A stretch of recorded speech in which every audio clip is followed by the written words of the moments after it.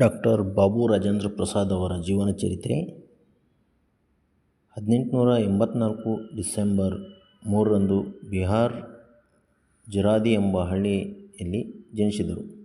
ಅವರ ತಂದೆಯ ಹೆಸರು ಮಾಧವ್ ಸಾಯಕ್, ಅವರ ತಾಯಿಯ ಹೆಸರು ಕಮಲೇಶ್ವರಿ ದೇವಿ. ಅವರ ತಂದೆ ಮಾಧವ್ ಸಾಯಕ್ ಅವರು ಸಂಸ್ಕೃತಿ ಮತ್ತು ಪಾರ್ಸಿ ವಿದ್ವಾಂಸರು ಆಗಿದ್ದರು ಮತ್ತು ವೈದ್ಯರು.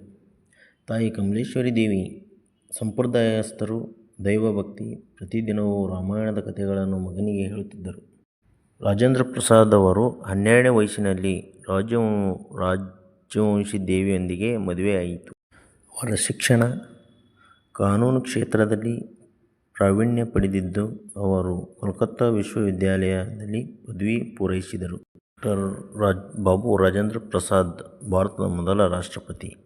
ಅವರು ಸುಮಾರು 12 ವರ್ಷಗಳ ಅವಧಿಯವರೆಗೆ ಭಾರತದ ರಾಷ್ಟ್ರಪತಿಯಾಗಿದ್ದರು.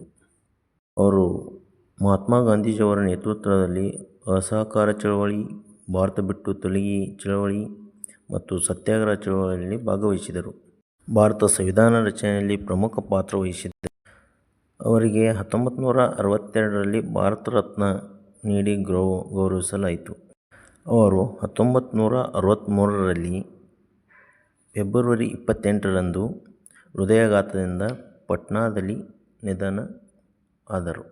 ಅವರ ತ್ಯಾಗ ಮತ್ತು ಶ್ರದ್ಧೆ ಮತ್ತು ಭಾರತೀಯ ಇತಿಹಾಸದಲ್ಲಿ ಅಜರಾಮರವಾಗಿದೆ.